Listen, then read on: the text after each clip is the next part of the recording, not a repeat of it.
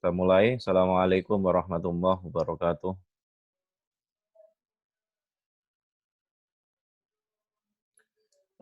Pagi hari ini teman-teman saya akan membahas bagaimana membuat naskah buku dalam 90 hari.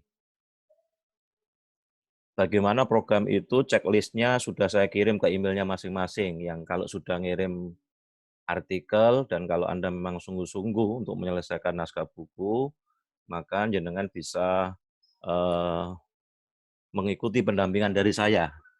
Nah, nanti tinggal memberikan infak terbaik, Anda akan dapat sertifikat, dan Anda akan dapat e-book materi 90 hari nulis buku. Yang bukunya sudah jadi e-booknya, sehingga Anda bisa baca, Anda bisa menggunakan itu sebagai panduan. Ini pertemuan terakhir untuk Ramadan Writing Camp. Teman-teman sekalian, bagaimana sih cara membuat naskah buku dalam 90 hari? Jadi kadang-kadang ketika kita menulis naskah buku punya niatan ya, tapi kemudian mandek di tengah-tengah jalan. Nah, maka ini dibutuhkan niat dan motivasi yang kuat untuk menghadapi penyakit menulis. Biasanya penyakit menulis itu adalah rasa males, kurang banyak waktu, ide mandek, kebiasaan menunda-nunda, masih menunggu mood yang baik. Nah, kalau nunggu-nunggu ya enggak jadi-jadi gitu. Nah, bagaimana sih cara menyelesaikan atau membuat buku, naskah buku itu, apalagi kalau Anda bergabung dalam komunitas seperti ini, Anda akan dibimbing, diarahkan, sehingga kemudian dalam 90 hari Anda bisa menyelesaikan. Ya, untuk yang bed pertama dan kedua, alhamdulillah mereka sudah ada yang sudah menyelesaikan sampai 100 halaman dan sudah proses penerbitan. Jadi ada sekitar 17 yang sudah berhasil menyelesaikan naskahnya. Setidaknya ada 5 langkah ya untuk membangun kebiasaan menulis itu. Yang pertama adalah apa motivasi Anda menulis. Jadi setiap orang memiliki alasan yang berbeda untuk menjadi penulis. Ada banyak hal yang menjadi motivasi menulis buku. Nah, Anda temukan apa sih motivasi Anda sebelum menulis buku itu. Karena motivasi yang kuat itu berperan penting untuk menghadapi tantangan-tantangan menulis seperti yang saya sampaikan tadi, rasa bosan, ide mandek, moodnya jelek, dan sebagainya. Ada 5 hal yang seringkali menghambat kita untuk meraih sukses. Itu seringkali saya sampaikan di dalam berbagai pelatihan yang saya isi itu. Jadi hambatan yang paling berbahaya adalah hambatan yang dari dalam. Apa itu? Satu, pikiran negatif. Jadi belum mencoba sudah bilang enggak bisa, sulit, enggak mungkin. Itu pikiran negatif. Dan pikiran negatif itu sumbernya dari bisikan setan. Karena setan tidak suka kalau kita ini mulia. Setan tidak suka kalau kita ini berkarya. Yang kedua, pakai dalih. Ya, alasan tapi. Jadi setelah kata tapi itu mesti banyak alasan. Dan alasan yang sering kali ditumpangi oleh bisikan setan, satu, dalih usia. Pak, saya kan masih muda, Pak, belum berpengalaman. Yang tua, alasan saya kan sudah tua, Pak, nanti ketuaan saya bantu dengan doa saja, Al-Fatihah, kan gitu. Saya pernah punya murid itu seorang pensiunan tentara, itu usianya 60 tahun. Jadi semangatnya luar biasa, dan akhirnya dia bisa menyelesaikan karyanya. Jadi hati-hati dengan 5 alasan ini. Satu, berpikir negatif. Dua, pakai alasan usia. Tiga, pakai alasan kesehatan. Aduh Pak, saya kalau lama-lama duduk ambeien. Waduh Pak, kalau saya pakai alasan kesehatan. Kalau dalih kesehatan ini dipakai, tentu tidak akan ada orang-orang hebat.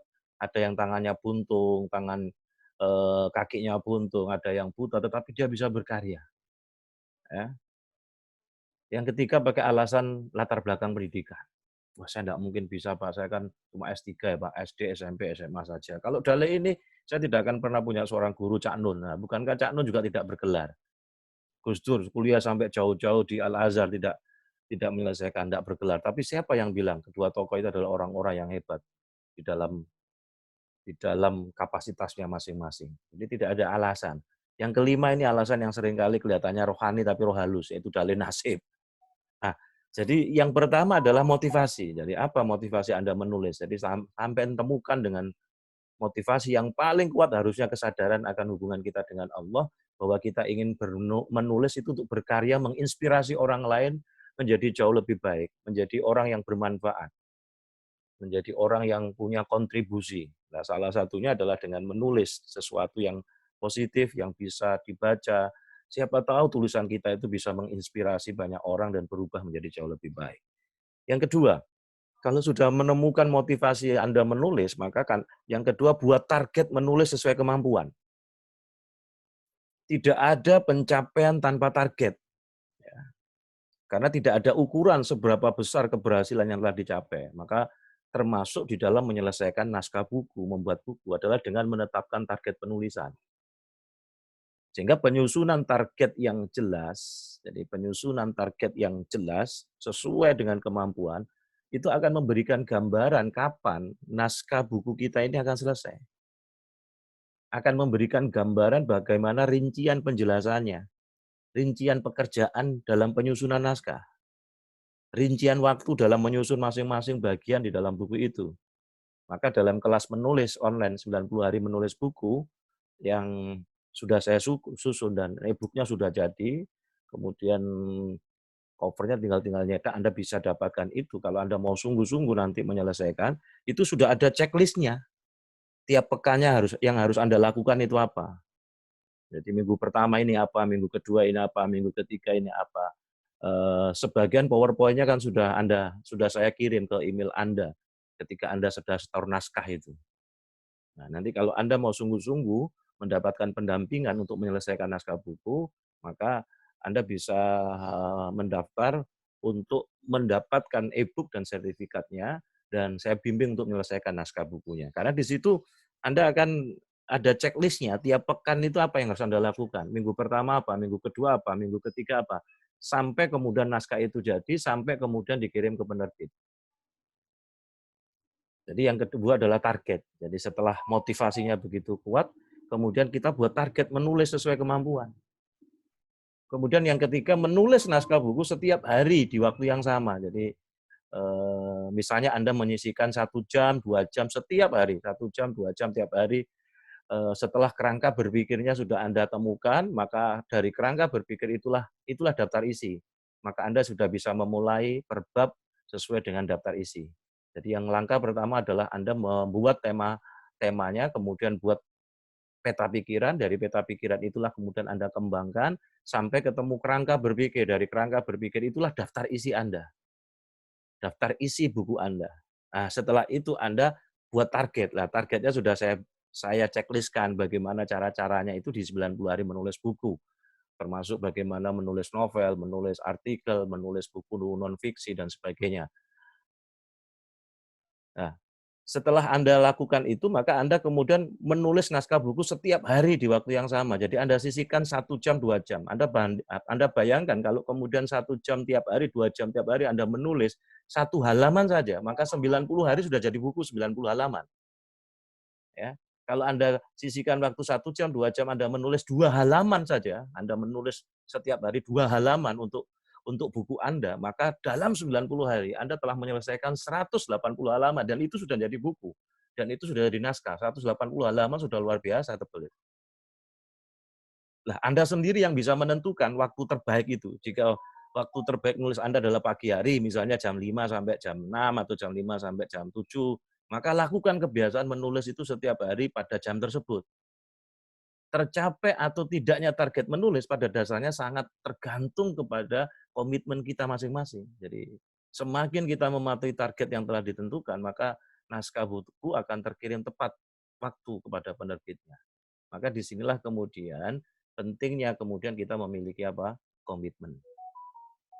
Jadi itu yang ketiga. Jadi menulis naskah buku setiap hari di waktu yang sama, Anda sisihkan waktu 1 jam atau 2 jam, 1 jam saja. Kalau Anda komitmen setiap hari Anda nulis 1 jam, 2 halaman, maka dalam 90 hari Anda akan menulis 180 halaman, dan itu sudah jadi naskah buku. Ini persoalannya komitmen dan fokus. Kemudian yang keempat, Anda tulis naskah buku yang Anda sukai. Jadi jangan menganggap menulis itu sebagai beban. Tulis saja apa saja yang Anda sukai, yang itu menjadi passion Anda.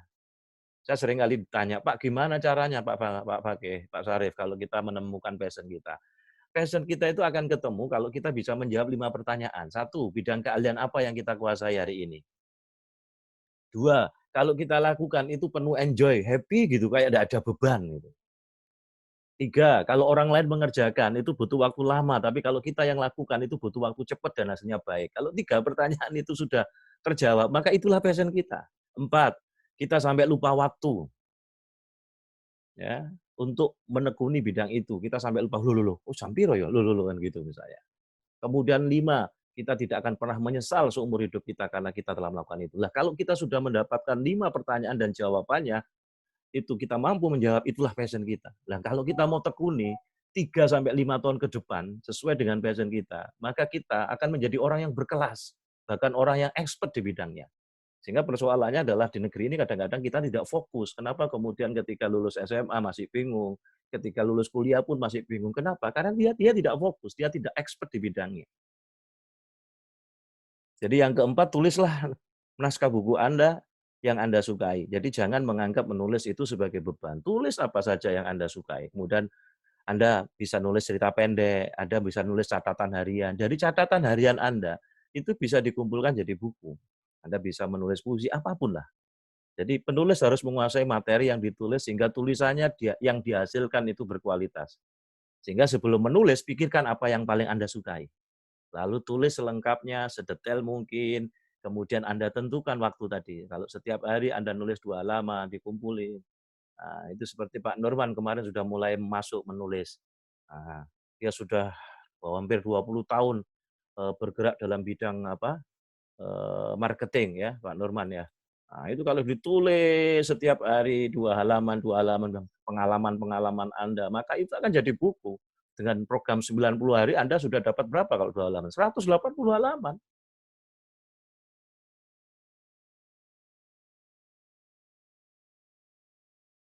Ya, itu yang keempat. Amin. Yang kelima adalah komitmen. Nah, ini yang mahal. Komitmen ini yang mahal. Jadi sekali lagi apapun itu butuh komitmen. Jadi selain disiplin diri yang baik, maka seorang penulis juga harus berkomitmen untuk menyelesaikan tulisannya. Dengan menulis secara rutin itu kan butuh komitmen. Salah satu yang dapat dilakukan untuk menjaga komitmen untuk terus menulis ya adalah dengan mulai menulis di blog-blog Anda, di blog pribadi, di FB Anda. Anda sudah saya kasih sarana, saya masukkan di media online nasional banggaindonesia.com. Jadi saya edit, saya layout kan. Sehingga kemudian setidaknya nama Anda sudah mulai terangkat dulu di media online. Jadi komitmen itu adalah satu hal yang luar biasa. Ketika saya ditanya oleh teman-teman saya, banyak teman-teman saya dokter, profesor itu, saya kepingin tulis buku tapi tidak jadi-jadi. Saya bilang itu butuh komitmen. Butuh komitmen dan kita mau nyisikan waktu. Tidak usah lama, 1 jam saja. Jadi persoalannya komitmen. Tapi kalau kita banyak alasan, sibuk, macam-macam. Sehingga kemudian ada yang kemudian minta dituliskan. Jadi ada ghostwriter namanya, itu penulis bayangan. Gitu. Jadi dia hanya ngirim makalah macam-macam, kita padukan, kita buatkan buku, ya namanya buku dia. Jadi kita hanya membantu mengeditkannya atau menyusunnya, karena mereka enggak punya waktu. Jadi banyak tokoh-tokoh itu yang muncul buku-bukunya itu bukan tulisan dia, tapi ada ghostwriter-nya, ada profesi penulis yang disebut dengan ghostwriter, penulis bayangan. Jadi dia enggak kelihatan di bukunya, tapi dia yang menyusun naskah itu. Jadi komitmen. Jadi ada banyak komunitas menulis, ada banyak komunitas menulis dan membaca yang memungkinkan kita untuk bisa bergabung. Nah, sebelum Ramadan dan saat ini kan saya membentuk komunitas menulis 90 hari menulis buku. Dan jenengan sudah masuk di angkatan yang ketiga di Ramadan Writing Camp ini.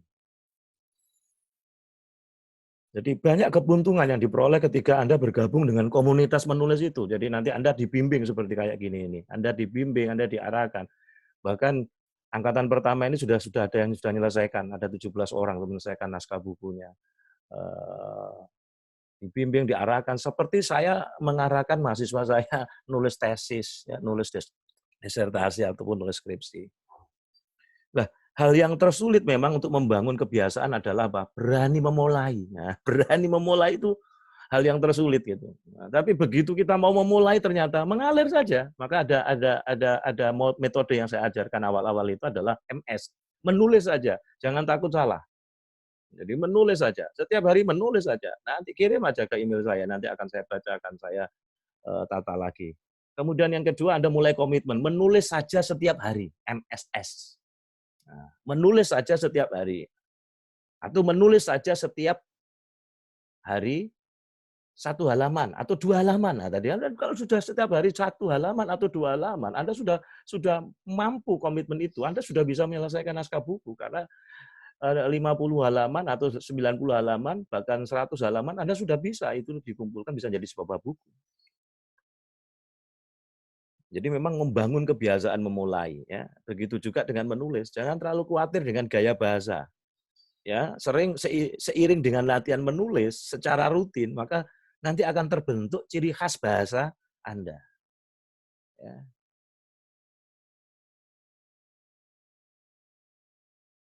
ya, akan terbentuk ciri khas bahasa Anda.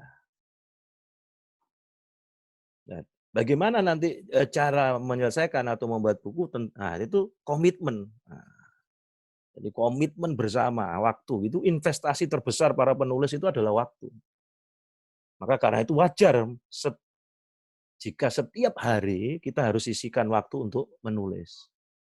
Nah, oleh karena itu, ayo mari menulislah secara rutin setiap hari. Yuk menulis setiap hari. Sebab sejarah peradaban itu sampai pada kita karena menulis.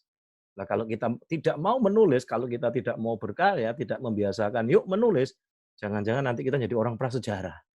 Karena sejarah peradaban dunia apapun, sejarah peradaban dunia itu dulu sampai kepada kita karena menulis. Jadi peradaban manusia itu dikembangkan dengan menulis dan membaca. Maka kebiasaan dan menulis dan membaca ini harus kita biasakan. Ah, di akhir penjelasan saya tutup dengan sebuah kalimat, yuk menulis. Menulislah untuk menginspirasi Indonesia menjadi jauh lebih baik. Kalau tidak, kita nanti akan menjadi orang yang prasejarah. Dengan menulis kita bisa mencatatkan diri kita sebagai apa? Ayo kita torehkan emas sejarah hidup kita dengan menulis. Karena dengan menulis itulah keabadian. Jadi kalau sewaktu-waktu kita dipanggil oleh Allah Subhanahu wa taala, kemudian apa yang kita tulis, apa yang kita karyakan, apa buku kita itu dibaca oleh banyak orang, diamalkan banyak orang, itulah tanda di alam semesta. Kalau almarhum ibu saya dulu nasihatkan gini, buatlah tanda di alam semesta yang membuat Allah itu ridho dan layak menolong kamu. Dan yakinlah kalau itu yang kamu lakukan, maka kedua orang tua kamu bangga punya anak seperti kamu. Baik, teman-teman, ini sebagai pengantar yang bisa saya sampaikan. Silakan kalau ada yang ditanyakan. Nanti kita akan break, kita akan lanjutkan di sesi kedua. Silakan, masih ada waktu kalau ada yang ditanyakan tentang dunia kepenulisan ini. Silakan, monggo. Kalau bertanya silakan mood-nya dilepas. Silakan, monggo. Kalau ada yang ditanyakan atau didiskusikan, silakan. Dibuka aja. Ya, silakan. Pagi, Pak. Ya, pagi. Pagi. Iya, maaf, Pak. Dari tulisan saya itu maksudnya satu paragraf itu 5 baris kalimat gitu, Pak. Ya, jadi karena kalau di dalam dunia internet juga kalau satu paragraf satu dilucur gitu kan bacanya tidak ada jeda. Oh. Ya, jadi ada jedanya gitu, biar bacanya enak. Jadi satu paragraf itu 5 kalimat, terus kemudian dikasih jeda lagi paragraf baru lagi. Sama, jadi sehingga kemudian orang bacanya jangan kemudian satu paragraf panjang, itu kan bacanya seakan-akan tidak ada ambekannya, Mas. Oh, Ya. Enggak, soalnya kemarin pikiran saya satu paragraf gitu, satu bahasan gitu. Enggak. Jadi satu paragraf memang ada bahasan utama, jadi ada pokok pikirannya, kemudian ditambah lagi ke paragraf untuk memudahkan orang membacanya, Mas, ada jeda. Termasuk Oh, dalam iya. menulis buku juga gitu. Kalau kemudian satu paragraf itu terdiri 20 kalimat, itu orang bacanya kan karena ada proses pemahaman untuk dibikin jeda itu. Ya, saya pikir gitu, Mas Nur. Nanti diteruskan itu, tinggal pengalaman 20 tahun itu dieksplor lagi. Nah, kemudian ditambah dengan empirisnya, kemudian dikuatkan dengan buku-buku rujukannya, ada teorinya. Nah, ditulis dengan gaya bebas saja, gaya ilmiah populer. Jangan gaya karya ilmiah. Kalau gaya ilmiah kan untuk kampus, untuk akademik. Nah, itu biasanya bacanya agak sulit kan. Oh ini. Silakan Pak Nuara. Kedua untuk selanjutnya kerangka berpikirnya itu buatnya gimana Pak? Maksudnya daftar isi itu harus berurutan atau gimana ya Pak? Jadi nanti membuat kerangka berpikir itu kan misalnya jenengan ingin menulis tentang dunia sales gitu. Nah, taruh peta pikiran caranya. Dunia sales taruh di tengah. Kemudian saya pertama definisi sales. 1, 2 apa? Macam-macam sales. 3 pengertian, 3 apa? 4 apa? 5 apa? Nah, sampai mentok dulu. Setelah sudah mentok itu Anda baca lagi mana yang harus dikembangkan. Kasih tanda bintang, tanda bintang. Lah nanti kan ketemu 6 atau 7 poin. Nah, itulah daftar isi. Nah, nanti Anda bergerak Daftar sesuai isi. dengan daftar isi itu, biar tidak ngalor ngidul gitu. Nah, terus sudah mulai mengumpulkan Berarti kayak buku. urutan ceritanya gitu ya Pak? Ya, itulah daftar isi sebenarnya, kerangka berpikir itu. Nah, kan sudah tak kirim PowerPoint-nya kan, 90 hari menulis buku. Udah. Nah, itu kan ada minggu pertama apa, minggu kedua apa. Kalau sudah mulai lewat, langsung aja mencolot minggu ketiga, minggu keempat, sehingga bisa selesai naskah bukunya. Nah, nanti kita akan cetak secara indie sesuai dengan budgetnya masing-masing. Jadi bisa minimal nyetak 10 buku, bisa 50 buku. Tentu kalau mencetak sedikit, bukunya lebih mahal. Nah, tapi sesuai dengan budget Anda masing-masing. Yang penting buku nanti ber-ISBN. Jadi artinya buku Anda nanti akan masuk di Perpustakaan Nasional. Baik, itu Pak Nuhara. Yang penting selesaikan dulu naskah bukunya. Silakan kalau ada yang didiskusikan sebelum kita masuk di segmen yang kedua. Jadi itu beberapa hal yang sebagai pengantar diskusi kita. Jadi butuh 5 langkah dan 5 langkah itu ternyata butuh komitmen. Jadi yang pertama adalah kita harus memiliki motivasi yang kuat di dalam menulis, kemudian buat target menulis itu sesuai dengan kemampuan, dan dalam komunitas ini Anda sudah saya bantu karena saya sudah menelurkan e-book 90 hari menulis buku. Ya, kira-kira ada 130 halaman lebih lah buku 90 hari menulis buku, dan kalau Anda bisa memilikinya dengan syarat tadi itu, kalau Anda ingin sungguh-sungguh tadi. Kemudian yang ketiga, menulis naskah buku setiap hari di waktu yang sama. Jadi Anda membuat target dari 1 jam saja Anda menyisihkan waktu untuk menulis 1 halaman, 2 halaman, maka dalam 90 hari Anda sudah 180 halaman. Kemudian yang ketiga, tulis naskah buku yang Anda sukai. Jadi sesuai dengan passion Anda, sesuai dengan keahlian Anda, sesuai dengan hobi Anda. Karena dengan cara itu, Anda menulis itu bukan jadi beban, tapi sebagai sesuatu yang menikmati, enjoy, bahkan jadi terapi. Jadi menulis itu bisa jadi terapi kesehatan. Dan yang kelima adalah komitmen. Nah, inilah yang mahal ini kan komitmen sekarang ini. Komitmen, apapun itu komitmen. Jadi jembatan yang menghubungkan antara harapan dan kenyataan adalah disiplin dan komitmen, serta antusias, hasrat yang menyala-nyala. Tanpa itu, harapan tinggal harapan. Ya, jadi harapan itu akan benar-benar menjadi kenyataan, impian itu akan benar-benar menjadi kenyataan. Nah, jembatan penghubungnya adalah disiplin diri, semangat, dan komitmen. Tanpa itu, maka hanya sekedar angan-angan saja. Ya, mungkin ini sebagai pengantar diskusi. Silakan kalau ada yang ditanyakan, monggo. Masih ada waktu. Jadi kita akan nanti 40 menit ini akan break. Ini sudah masih ada sekitar 10 menitan. Nah, nanti kita akan masuk lagi. Makanya kemudian Anda bisa lihat di grup WA itu nanti kapan Anda bisa lihat linknya untuk mengikuti kelas menulis ini. Silakan kalau ada yang didiskusikan, monggo dibuka saja.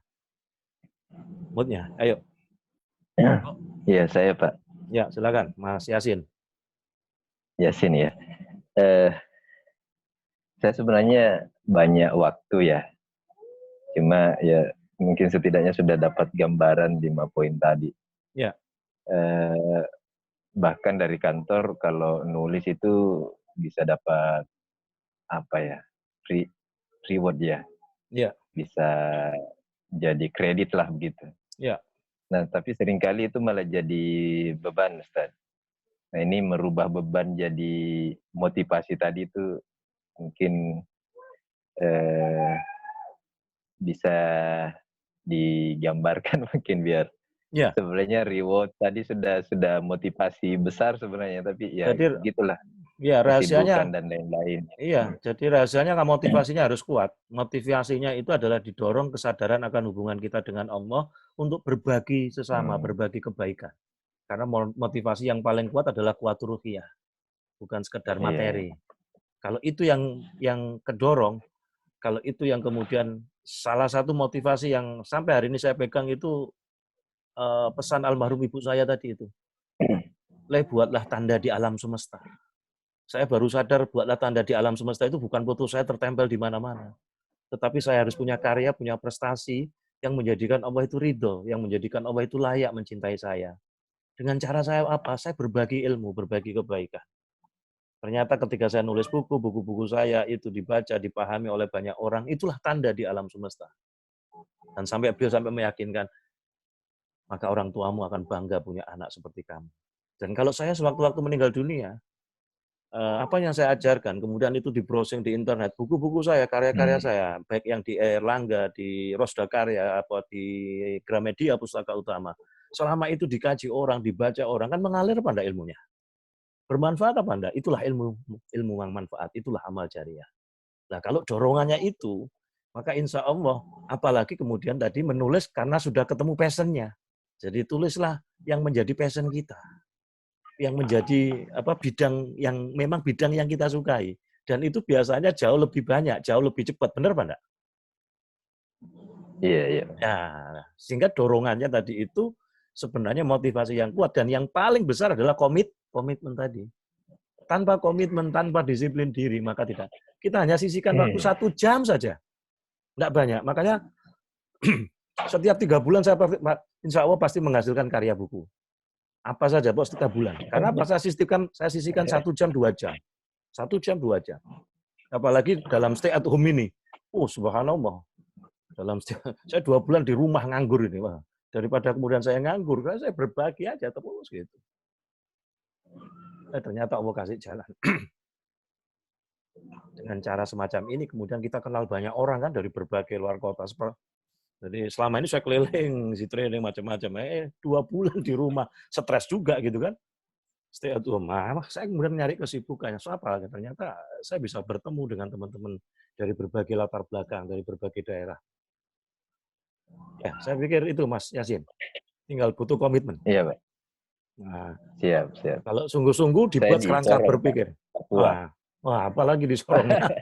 Ya, butuh komitmen, dibuat kerangka berpikirnya tadi, apalagi tulis di bidang yang jenengan memang bergerak di situ. Ya. Baik, masih ada waktu 7 menit. Kita akan break lagi. Kita akan break dan kita akan kembali di via Zoom lagi karena setiap 40 menit kita akan break. Silakan teman-teman sekalian, masih ada waktu 7 menit. Jadi sekali lagi persoalannya adalah siapapun bisa, ya, tinggal butuh komitmen, butuh kebiasaan, butuh pembiasaan. Bersyukurnya jenengan tidak sendiri, jenengan ada mentornya, ada yang bimbing. Bayangkan dulu saya tidak ada yang bimbing, saya nabrak sana nabrak sini, udah pokoknya saya ini terbalik, saya sudah terkenal dulu menjadi pembicara, kemudian ditanya mana bukunya. Nah, ada yang lainnya prosesnya kan menulis dulu pada buku baru jadi pembicara. Nah, di situ kemudian saya belajar, saya cari, kemudian macam-macam dah. Saya kirim naskah buku ditolak sampai berkali-kali oleh Gramedia, tapi saya tidak menyerah. Karena target saya kalau buku saya sudah keluar di Gramedia berarti sudah ada 200 outlet di seluruh Indonesia. Dan itu adalah daftar nama yang luar biasa kan gitu. Nah, saya tahu akhirnya saya berbagi. Nah, sekarang ada banyak penerbitan indie. Yang penting karya kita keluar, ber-ISBN, kita terus promosikan itu, kita bangun brand kita di Facebook, di IG, dan sebagainya, maka momen itu akan datang. Kalau sudah momen itu datang, Anda akan dihubungi penerbit itu. Nah, seperti saat ini saya mengalami, tahu-tahu ditelepon lagi, Pak, ada naskah kayak gini, saya bisa dituliskan gini. Nah, tapi momen itu harus dicari. Dengan cara apa? Berkarya. Dengan cara apa? Bergerak. Kalau kemudian kita tidak berkarya, tidak bergerak, ya. Raditya Dika itu awalnya dari nulis di blog itu. Ya, tulisan-tulisan dia itu akhirnya kemudian menarik penerbit untuk ditulis. Jadi awalnya dia hanya nulis di internet aja, di blog dikumpulkan. Kemudian si pocong itu, apa itu? Fenomena sosial dia amati dalam perspektif pocong. Gitu. Dia tulis saja di blog dia, di web dia. Kemudian dia lakukan apa yang dia tulis dengan penuh semangat. Akhirnya kemudian ada juga penerbit yang hubungi. Nah, kalau dalam komunitas kayak gini Anda sudah kita bimbing dan Anda sudah bisa belajar berkarya dan ada yang membantu satu sama lain saling menguatkan. Baik, itu yang bisa saya sampaikan ya. Masih ada waktu 5 menit. Kita akan break dan kita akan masuk lagi di kelas Zoom ini, via Zoom ini. Silakan, masih ada waktu 5 menit teman-teman sekalian. Monggo. Monggo, silakan bertanya. Oke, ada? Kalau ada dibuka saja. Kalau tidak ada, kita akan live sebentar, kita akan masuk kembali. Assalamualaikum warahmatullahi wabarakatuh.